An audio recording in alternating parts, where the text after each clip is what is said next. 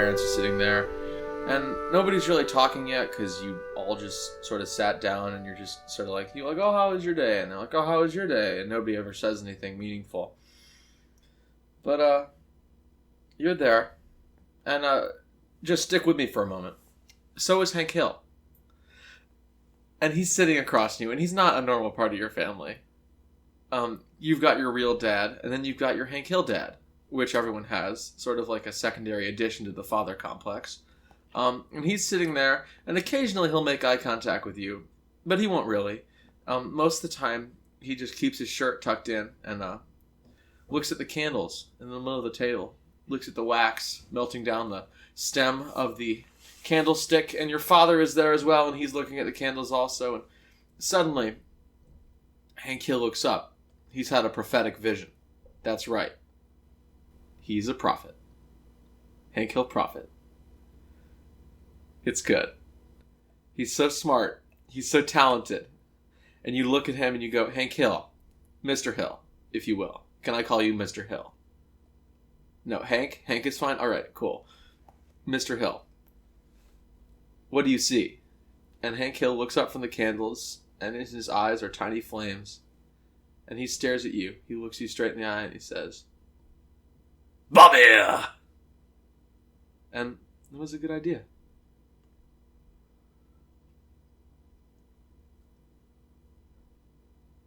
Good idea.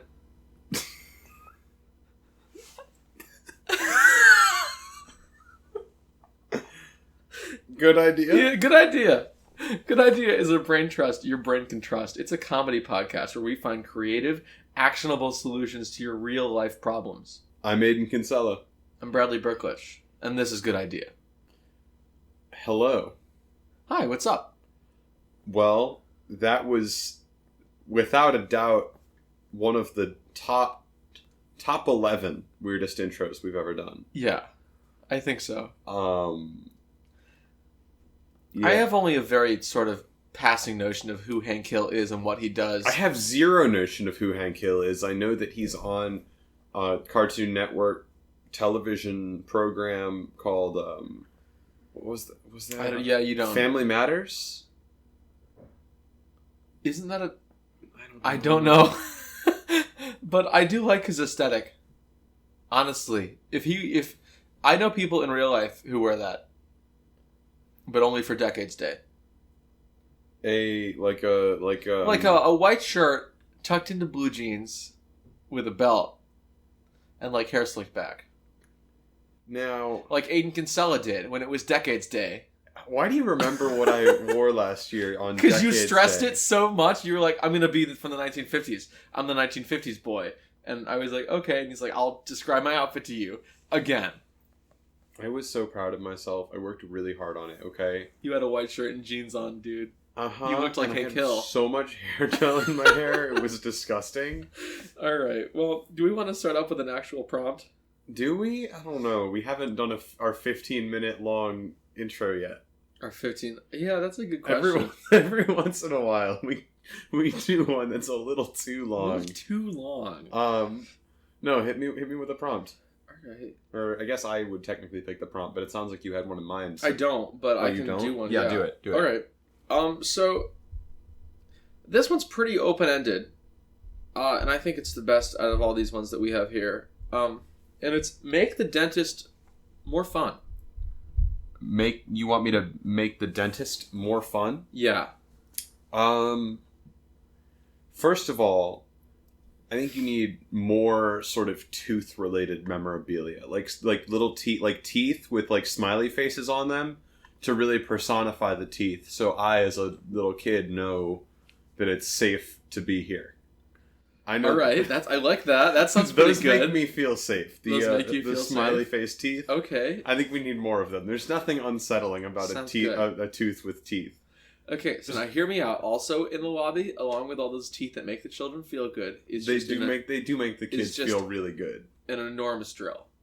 A really big drill. A really big drill. Can everybody play with it? It's supposed to be more fun, right? Yeah, it's more fun. And it's like a fake one. It's like plastic. Daddy, I want to play with the drill now. And you can like crank the handle and it'll like spin around and but and it's like labeled dentist drill. What if you could hank the hand For hill? tooth. For teeth. Dentist For drill teeth. for teeth? For teeth, yeah. I'm going to repeat what I just said. What if you could hank the hand hill? Moving on. All right, we move on from this segment. So from that's that a good specific... that specific bit? Yeah, that's a really good bit, I think. Definitely. I don't know enough about Hank Hill. I don't know anything about Hank Hill. Can we do more ways to make the dentist more fun? I absolutely want to do more ways to make the dentist Clown more fun. dentist. Oh no, I knew you were going to say that. No, you didn't. I did. I was going to say it.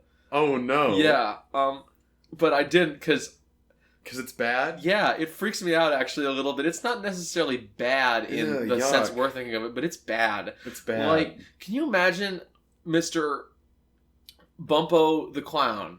Let's call him Bumpo because, you know, they're all named Bumpo. They're all a little bumpy. Clowns, Yes. they're sort of just got those little bumps, those rough edges on them. A clown, not really a smooth guy. He's just a little scaly. So Bumpo the Clown's in there, and he's got those pliers, and he's bringing them real close to your face. And as he leans in, he puts on his menacing grin. And the reason I don't like it is because you can just reach up and honk his nose. And what sound does it make? It's a honk. It's a honk, dude. You're honking the nose. So it's honk, honk, honk. Yeah, right there. And then whop. All right. And the dentist is like, "Hey, dude, can you stop that? You know that scene? I'm just trying to drill. I'm just trying to plier. Hey, I'm drilling here. I'm drilling. Drilling here. You know. Stop it, please. You know, if you want to try out my drill, you can't. Tim, you can't play with my dentist drill. You can't. There's the big one in the lobby for you to play. That's the one for kids. That's the children's drill. That's the children's drill. Okay, so also hear me out. So, okay. Wait, can I guess what you're gonna say? Yeah. More pictures of Jesus. I like it. Not what I was gonna say. Okay, Damn so it. you know how they have those like masks with laughing gases on? So my idea is just remove the masks. So just pump fill the room with laughing gas? Fill the entire dentist office with laughing gas that constantly. would make the dentist time more fun It too, would, which I yeah. think is good. I do He'd think show up and he's like, "How you doing? I'm doing great. Now, how do we It's deal? excellent here." How do we deal with the insurance issues of like just malpractice? Well, that's a risk you have to take. You know that if you go to the dentist, you're gonna get laughing gassed. It's not even malpractice. It's like if you go to an airport, there's a chance that the plane could explode just on the runway. Mm-hmm. And if you go to a dentist, there's a chance the dentist could miss and drill your eyeball out because he's laughing too hard, and that's okay. Because it's more fun now. It's more fun. And meanwhile, while your eyeball's being drilled out, you're just having a good time.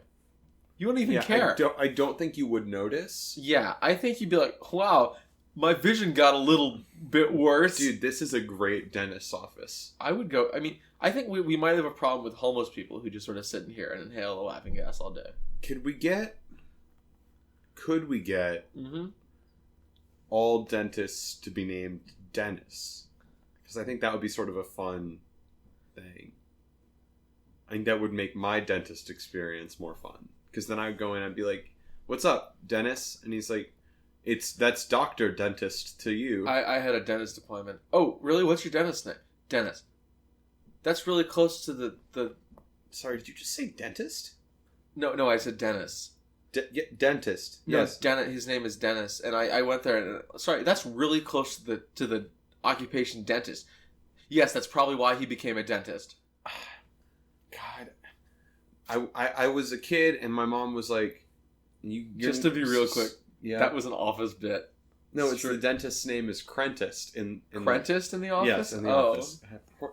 Come on, Bradley. I don't watch enough Office to know this. I've only watched it twice. Like the episode? The whole show. Okay. Well, I've watched Parks and Rec close to 4 times. I'm closing in on that 4th time right now. I'm on season 5. Parks and Rec is a fantastic television show. It's pretty good. Are there any other ways to make the dentist's office more fun, or can we move on from this? I don't know. I mean, the dentist's office is already pretty fun, honestly. It's already a really good time. I always love being there. It's pretty good. Yeah, let's do a different prompt. Okay, right. I'm going to pick one. I'm kind of interested in create a cryptid. Okay. Well, so this was the one where we have to make a cryptid, essentially. Let's think about this. Are we making a cryptid or are we making a thing where you make cryptids with it? Honestly, a lot of different options here. What do you want? I don't know. See, I like the thing one because I think the thing one will be harder. I mean, to create, we'd have to come up with more cryptid options. I think it just depends what you're looking for. Here's what I think we should do. Yeah. The best way to create anything is to start with a bullet point list of what you want to have in that thing, and then number those bullet points in the order in which you're going to implement them. Okay. Miss Clark. Miss Clark. Thank you, Miss Creative Clark. writing teacher. Thank you. All right. So I think the thing we want in there first, arms. Whenever a cryptid's most symbolic feature, always the arms. See, you but never what about you think about Bigfoot and you go, damn, he got some hairy arms. You think about the Loch Ness Monster, you think, ooh, the Loch Ness Monster doesn't have arms. Well, see, what I was the Loch about Ness to say Monster, is, it's like that one big arm. That's a about neck. Never mind. Isn't there? I think it's like called a nightcrawler or whatever. The San Francisco not Nightcrawler. the San Francisco. Is it the Frisco? The Frisk. I don't remember what it is, but it's the one where it's just legs. Or like it's just legs and a circle or a sphere. Here, hold on. I like it. But okay. So I think one of the arms options is no arms. No arms. Or I think maybe it doesn't have to be arms. I think it's appendages. It's the Fresno Fresno Nightcrawler. Oh, excellent. I'm glad we got it right. So appendages, I think you could have like 2 legs, 3 legs, one arm, no legs at all. no legs, Just one a really, ball. just a ball, just a hovering ball. Who let Voltorb in here? I kept wondering why the baseball kept getting bigger, and then it hit me. Oh no! Ah! That's not even like an original joke. I hate it. It's one of my. I still hate it. It's one of my favorite jokes. Come on, Brad. Come on. Okay. What else? Other things about cryptids: where they live. So you need a randomized location. I think it can give you any. Does it give you coordinates or does it give you locations? Coordinates, because then you can be like you can get anywhere. You can get literally anywhere. Yeah, because you could be like, hey, this is the Jersey Devil. You could be like, this is the New Jersey Devil, or you could be like, hey, this is the Newark Devil. The Newark or Devil. You can get the devil from the middle of the ocean. He's pretty good. We just call him a fish, but that's we just call him a fish. Yeah, he's the Sea Devil, a fish. I think, so yeah, you get randomized coordinates, randomized appendages. Does the head count as an appendage? No, that's a different one. The head is much more important than just an appendage, I think. You were the one who said the appendages was the most important thing. Yes. Okay. Anyway, moving on. The head, full customizability. You really like full customizability. I guess there has to be some of that, yeah. So do you think it just gives you ideas? I think maybe. I think, you know what might actually be more fun? Let's make a cryptid with this new invention we've just created. Well, I think we should, but I just want to say, one more thing. Okay. What fascinates me about cryptids and urban legends in general is the fact that, somebody was just like, hey, guys, it'd be really funny if I told everybody I saw this thing. Yeah, I know, right? So, I like the idea that this machine doesn't actually create a cryptid. It just gives somebody an idea of what to say he saw. It's like, guys, at this exact coordinates, I saw this thing. Did you get a picture of it? No. And then it also generates a blurry image using That's excellent. Gives you a blurry image. Oh, man, that'd be really good. What is that? It kind of looks like an elephant. Kind of. It kind of looks like an... Is this the vice principal? I don't know. We can't... It kind of looks like Santa Claus. What's your favorite cryptid? My favorite... Oh, that's really fucking hard. Do you like them that much? I don't know. I'm not that into cryptids, but I think cryptids are cool. I just don't. I don't know. I've always been very partial to I see really weird ones. There's one I really like. I think it's called Mokele Bembe or whatever. I don't know how it's pronounced, but it's Mokele Mbembe. I think Mokele. And it's like this. It's like a sauropod cryptid that stands in the middle of rivers and blocks the flow of water, and it's got 6 legs or something. I'm partial to it. Wow, that is really cool. Isn't that really cool? Wait, okay. Here's the look at. God, there's a lot of accents on this thing. There's 3 accents. I don't know how to Four pronounce accents. Mokili Mbembe. Do you pronounce the M though?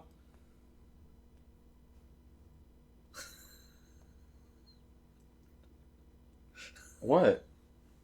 The second half of it looks like the my brother and me acronym. Mbembe. Mbembe. Good anyway. podcast. I think that's my favorite cryptid. What about you?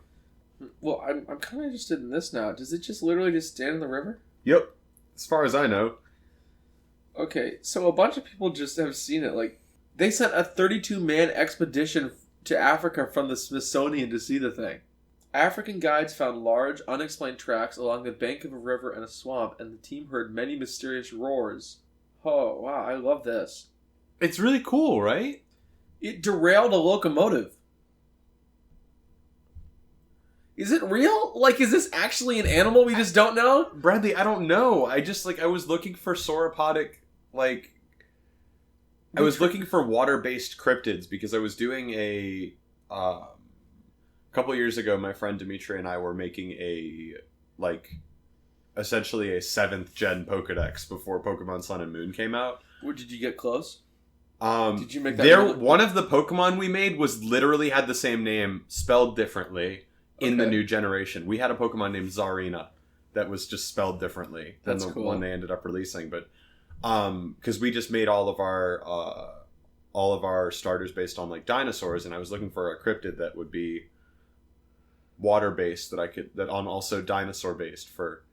That's cool. Something non-traditional, you know? Yeah. Oh yeah, of course. What's the Lazarus one? The Lapras? Yeah. Lazarus. Lapras? Like Lapras, but that's like not... I didn't want it to be Lapras, though. I wanted it to be different. So one of these guys took a picture of it and then like got back and was really excited, and he realized he had his lens cap on for the photo. And that's really funny to me. That's some bullshit. I don't believe that. The Japanese expedition in 1988, 1989, O'Hanlon. 1992, Operation Congo 2. The sequel to the Congo? 2000 launched something called Extreme Expeditions. I don't understand. Why do these sound like Lego lines? They like are. Lego product lines. They totally are. National Geographic sent people to find this thing. I love this. Okay, I'm partial to the Wendigo. The Wendigo? Tell me about the Wendigo. Alright, Wendigo. Big, cannibalistic forest monster. So it eats itself.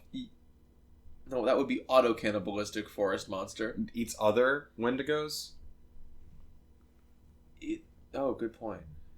Or do you just mean that it eats people? People. Okay. And it has, like, a rib cage that's I would exposed. hope so. And the skull, and its head is the skull of a deer, and it has huge claws. It's just cool looking. I love it. Oh, except I searched it up and I got somehow anime porn, which is fun. Excellent. That was a joke, right? Bradley, tell me that was a joke. Bradley, tell me that was a joke.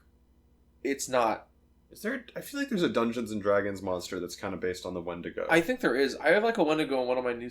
I was like writing something. It's literally like the 8th image. I don't understand. Okay, I'm getting up from my chair. I'm curious. I don't understand what the fuck this is. Why? It's literally like the 8th image on here. That's upsetting. It is really upsetting. I don't want that.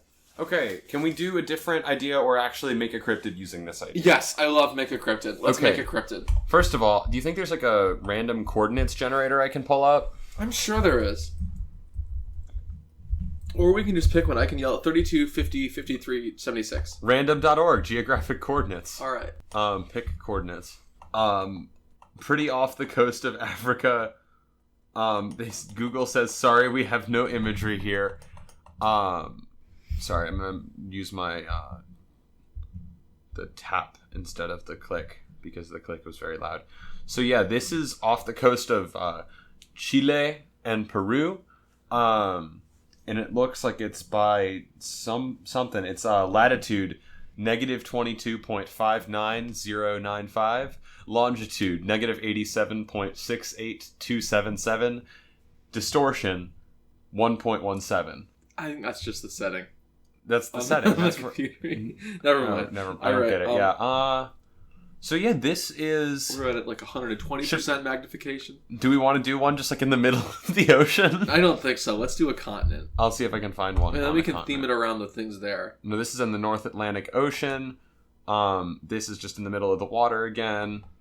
Wow, a lot of our planet is water, isn't it? Like 70-some%, I think. A lot of water. Middle of the water again, right in between Greenland and Iceland. Oh, here we go.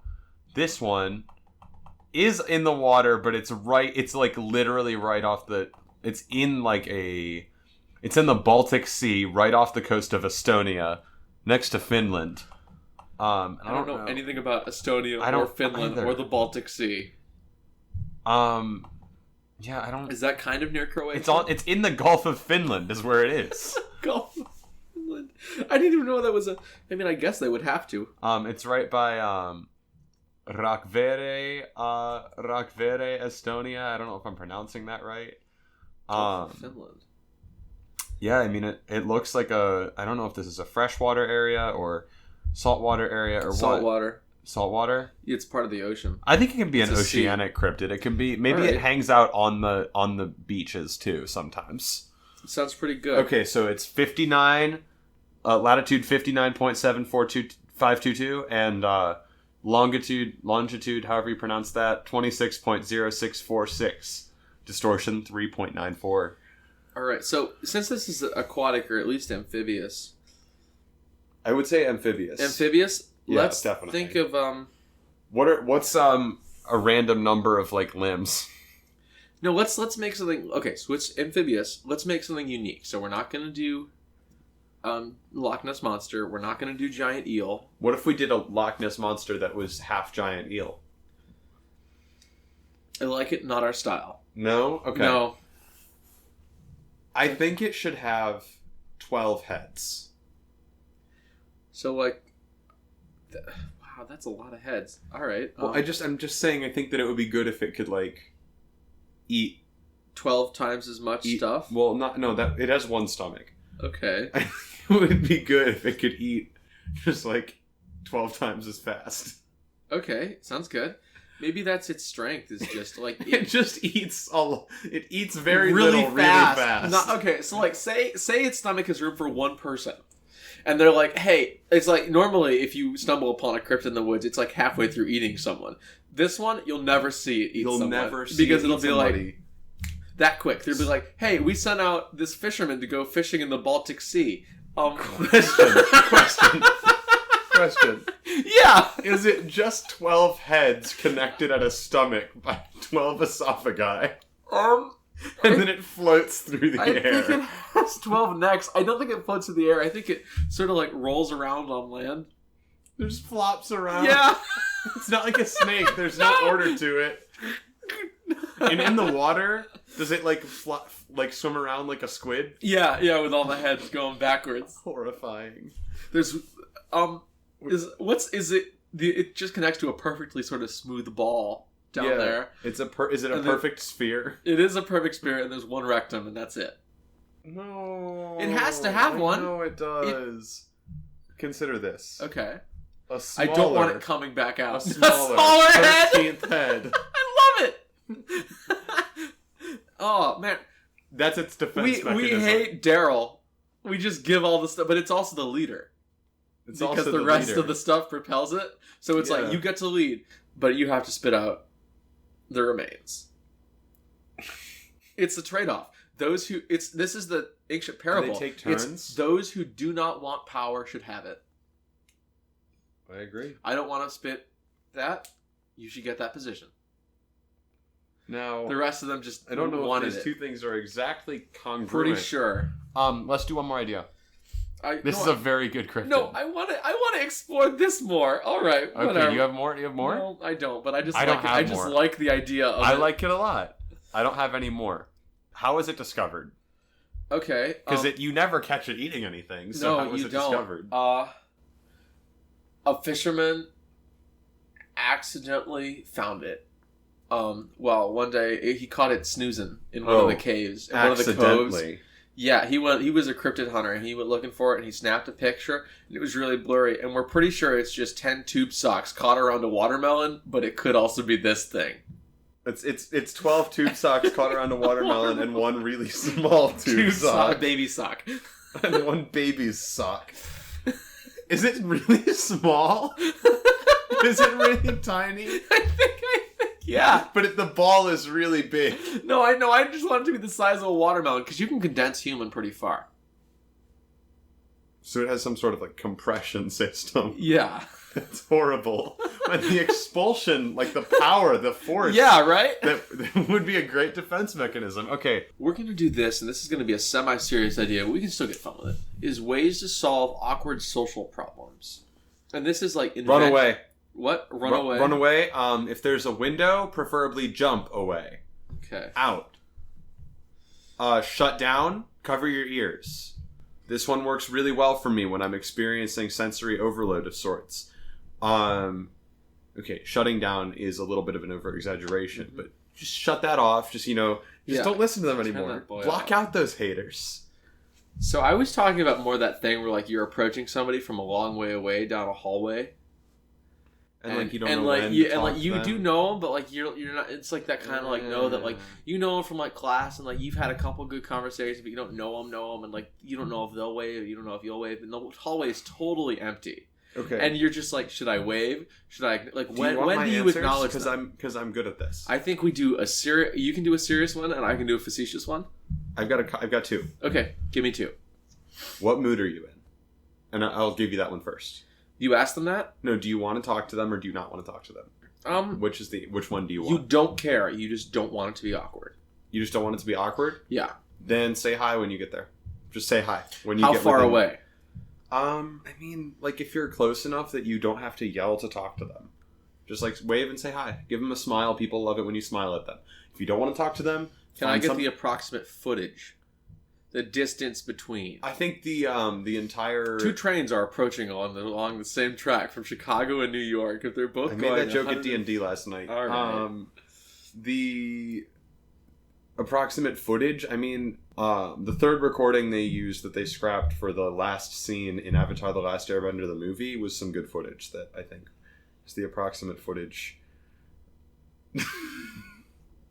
I don't know. Aiden, the listeners can't see my face right now, but can you describe it? Because I'm not happy. He's not happy, guys.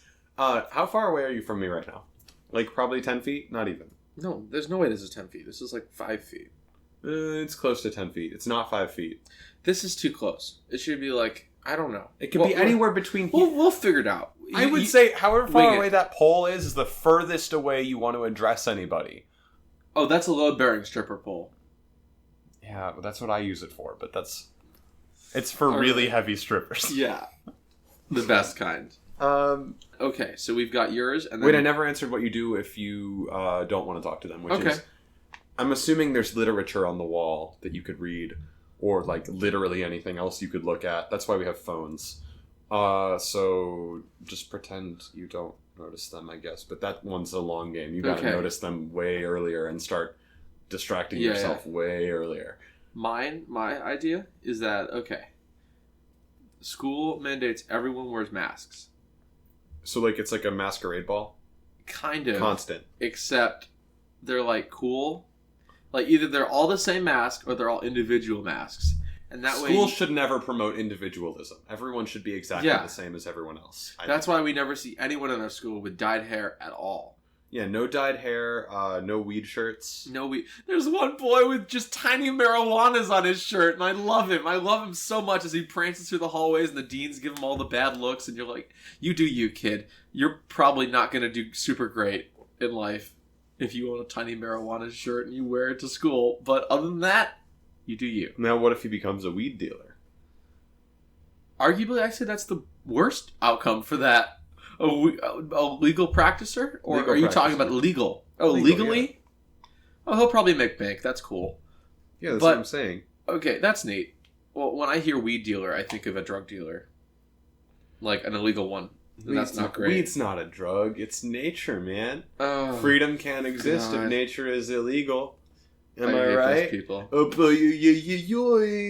Okay, so everyone wears a mask. They're all like this like white circle mask, and like everyone just keeps them on constantly. There's like 2 eye holes cut out, and then so it's a paper plate. no, okay, shit. That would make it a lot cheaper. Yeah. Yeah, do that. That's fine. There's All some right, in the cafeteria. paper plate. Everyone wears them, and then that way, because the worst part of saying hi to people is always you have to smile at them. That's the best part. But No, it's you have to be like you have to actually make a face that you're happy to see them. You have to be like, "Hi." That's the best part. Like you. So this way, you can just hold up your hand and wave. That's it. That's all you have to do. So does it muffle your speech? No, Is there a sock in your mouth? Also, it does kind of muffle your speech, but I would say it's worth it because now you don't have to ever smile ever again. Yeah, that sounds about right. So Bradley, what was your favorite idea of the episode? My favorite idea of the episode? I'm having a hard time remembering, but give me just a minute. My favorite idea of the episode was the 12-headed sock wrangler, which is the official name of our cryptid. That is it's a good cryptid name. And how about you, Aiden? I'm very partial to the fun dentist's office. To Dennis the dentist's office. Dennis the dentist. Can we do housekeeping? Okay.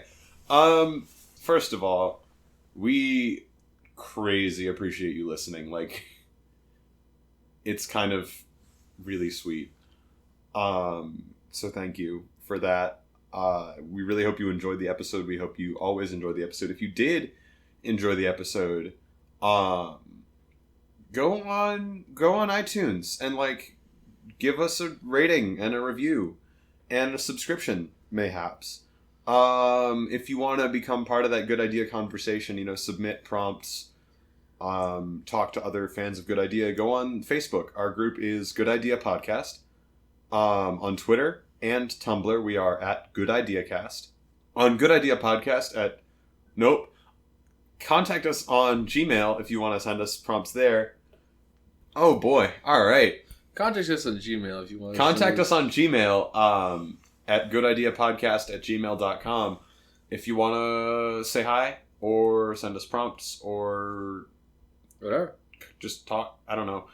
Don't just talk. You can do whatever. I don't care. All right. That's it. I think that was Good Idea. Or was it? We're done here.